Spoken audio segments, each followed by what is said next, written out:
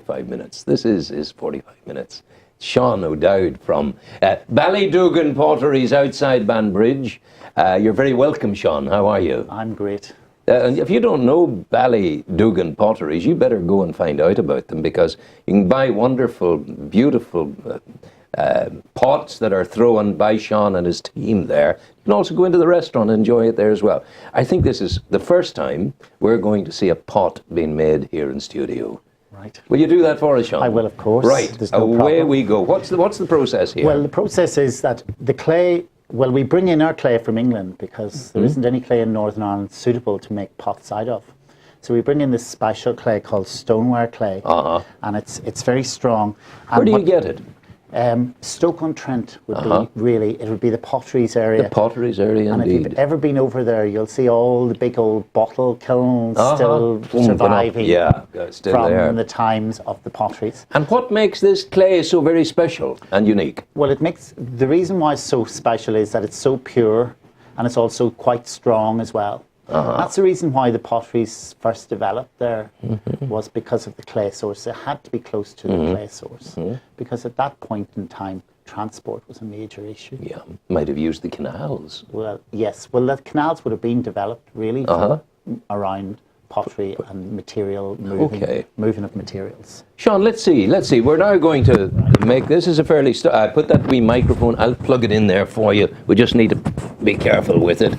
Keep that loose if you can. Be aware that needs to stay loose. Yes. Now, we're all not set to used go. being mic'd up for this. Look at this. We use just our hands. Yeah. And this hand here is basically doing the job of a tool, almost like a piece of machinery. Yeah. This hand on top, almost as if you're praying with this hand. And it's starting to flatten down and take up a form. What you can see it's beginning to do is it's beginning to get centered. And that's what we call centering, is a term for that. And that allows us to make a pot on a wheel. Without it being totally on center, it'll not throw. And then we take our fingers and we go down into the base of the pot, just to make the base of whatever pot you're making. Gorgeous. And we use water all the time between our fingers and the clay. It stops your fingers from sticking to the clay. Look at that. And this is bringing up the clay wall, which is probably quite simple to do. After a few times you learn how to bring up the clay wall of the pot. Now, because there's a camera on me this morning, it's probably going to go all wrong. No, it shan't. It's almost sacramental what you're doing. It's wonderful. And then we can bring the shape out. You can see the pot growing as we bring the shape out. Wow. We remove all the moisture we can from the inside by just using the sponge to clean the inside of the pot. And we stop the pot at this stage. That's your pot made. Wow. That's how quick it is. It's actually a very quick form. And you guys charge £78.50 for that pot.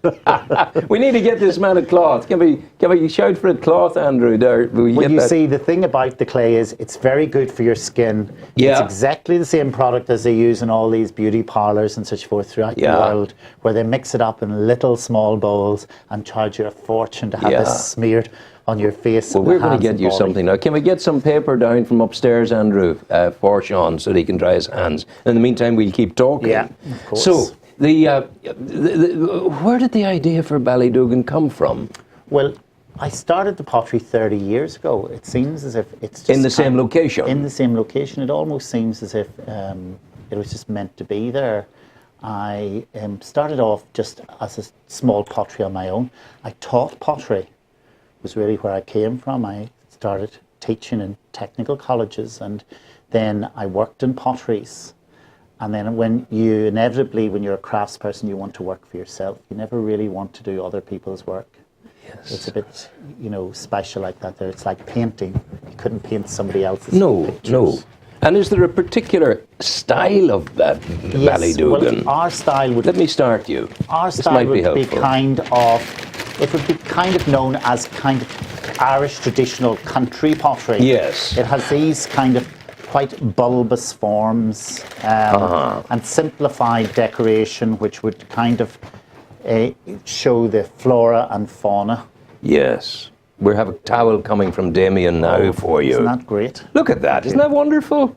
That's amazing. And what's the consistency like? At this point It's a little bit it's wobbly. still rubbery. Yeah. And it goes to a stage called leather hard in a day's time. Yeah. Which means just it naturally dries, taking moisture out of the clay. And at that leather hard stage, that's when we would do things like we could add in the little thing for the jug. if it wanted to be a jug, or we could put on a handle on the back of the pot here to make it into a proper jug. But the wonderful thing here is that we could be in pre-Christian days. That's right. They would have done exactly the same thing. Exactly the same thing, because ceramics, pottery making hasn't really changed from the time of Christ. We're one of the few crafts that's mentioned in the Bible. 47 times were mentioned in the book. 47. And that's because the potter basically would have been on every street corner. He would have been an intrinsic part of life. Yes. Because pots were used so much more then. Like, it was an easy way of storing food and liquids. Of course. Because glass, remember, at that stage was quite an expensive product. Yes. And ceramic was just earth. You see, and also it ties you in with an antique people. I go into northern Nigeria, crossing the Niger and in among the people. And immediately you cross the river, you are with a Stone Age people. And the pots, I have the broken shards at home, the pots are stoneware. That's right. And they use them for cooking and they use them for storage and all the rest of it. Yes. You know, it's amazing. And at one time we did too. So therefore our potter was with us at that stage. That's why when they do one of those archaeological digs anywhere in the world, you get pots. You get pots. The time team always makes it sound very exciting. Yeah. But even if you dig your own garden, you'll come You'll upon get shards of Victorian ceramics. Of course. When I was a diver, we used to dive, and especially off the pier at Strangford, there was a dump there under a submarine dump of old artifacts from years ago, and you'd always get pottery bottles. Yeah. And it was all. Now, there's an interesting thing you told me before we came on air. Maybe you'd share it with the people. This pottery wheel, it's going on an interesting journey after here. It's going on an interesting journey because I took this pottery wheel with me one time to America, and I made pots in Grand Central Station on this little tiny wheel. What do you mean in Grand Central Station? Sorry, what happened? I went to Grand Central Station to promote crafts and tourism in Ireland. Ah, yes. And you were sitting there making pots. And I was sitting making pots in Grand Central Station on this wheel. And then it took almost a year to get the wheel back. Yes. Because it got lost in transit. Oh. They kept saying the box is coming, but it never really arrived for a long time. It was over a year before the little wheel came back. Now this is only just a little demonstration wheel. It isn't the wheel we would use normally. And then I met this priest from South Africa who works with women with AIDS. Yes. And they make tiny little beads to try and create a living for themselves and their children. And he thought it would be quite nice, rather than make beads, if they could make something more substantial. So he's going to try and set up a pottery. Yeah. And this little wheel's heading off to Africa. That'll be the start of it. Will they, I suppose, just a simple technical question, if the nature of the clay is critical to the product, will they be able to use their clay on this modern device? Well, you see, South Africa is rich in natural minerals and materials. Of course, yeah. And they do have good stocks of clay. In fact, a lot of the product I would be using now within the ceramic industry, like in the glazes, like tin and feldspar and so forth, would be open-mined in South Africa. So it's all there. It's all there. On their doorstep. That's the wonderful thing about Africa. It is all there. It just hasn't been used in the way to benefit the people. Okay. Yeah. Now, back to Ballydugan. What was the eureka moment for you, Sean O'Dowd, when you thought, I'm going to have a pottery and a restaurant and a beautiful shop in Ballydugan? Was that, do you remember, I'm going to do this? I don't think it happened like that. I think it was a case of, like so many people's lives, they develop as they go along. I originally wanted just to be a potter and just to make my own pots and not make other people's. And then I started employing people. And the tourism industry in the south of Ireland was taking off at a huge race at that point. And Ireland was developing itself as a kind of a holiday destination which had to do with culture and arts and the crafts. And the crafts were very much promoted by the southern government at that point. So much so that there wasn't enough craft for the tourists coming in. And in 1984, when I started the pottery, I headed off over the border, as we talk about in the north, to the south to see if any shops would be interested in my work. Yeah. And I was just able to sell my work very easily. In Dublin, I sold in the Kilkenny shop and Brown Thomas at one stage. But you would have been your own Kilkenny shop ahead of any Kilkenny. You know, you were the master of your craft. Yeah. So we were able to build up a wholesale business in the south of Ireland, which did very well for us over a number of years. Sean, it's almost as though it was meant to be. Yes. Well, I sense that about your business. your life, I believe, has a meaning, and within that meaning, I think it was meant to be a potter. I don't think it was meant to be anything else. Well, you're also meant to be a man who cares for African people. Yeah. And help. So I'm assuming there's some kind of spirituality within you. Well, yes, I think there is within everyone. So Certainly, it's within Africans. yes, isn't it? We're able to disguise it from ourselves very often.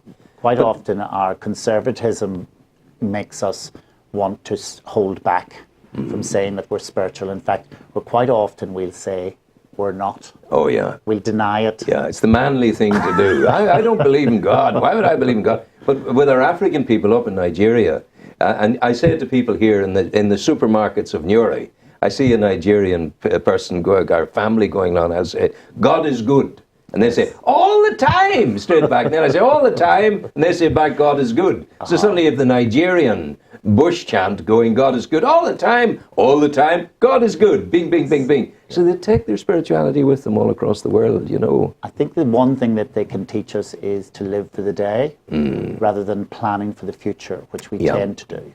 We tend to spend a lot of our lives trying to get the future sorted instead of dealing with the here and now. I have to say that at the age of 70, I've got to the stage of my life that I no longer do that. I live for the day, I live for the moment, and I deal with problems as they come along in the proper way. I don't sweat the small stuff. It's no good. It's no good at all. But I mean, how much of you is a potter and how much of you is a restaurateur? Well, that's the thing. I've kind of had to wear 2 or 3 hats recently. Since the change in the market, because people don't buy product to bring home from holidays anymore. No. There's been a huge change in how people buy the product. People used to buy our product to bring home as presents to people. Now people don't bring presents home from holidays. They do more holidaying and less present buying. Yeah. So we saw the market changing and we saw we had to change with it. So we made ourselves into a destination rather than just a product maker. Well, P, you've succeeded. And because, that's the reason why we started food. Because food naturally is a draw. And once you get the people there, you can then sell a product. But you certainly can't just sell a product. I would never go to Ballydugan just for food. Yes. I would always go to Ballydugan for food and a look around and something to buy. That's right. And that's me. You know, I have your lovely plaques, the ceramic plaques, kitchen scenes, sailing scenes, country scenes. Those are Italian, are they? They are. So you bring them in from Italy. We bring in other work to complement our own work. Yeah. And of course, not everyone wants to buy a hand-thrown pot. So we have to keep other items like scarves and such forth. And that, you know, further develops the sort of site. Absolutely. And how the whole Well, look, works. we will continue to shoot the breeze, but what we'll do now is Andrew will play some beautiful music and we'll pack the stuff away and then we can relax and talk the talk of Ballyduganray. Okay. That's a nice word, lovely. Ballyduganray. That's it. We'll That's be a back new with one. Ballyduganray very shortly.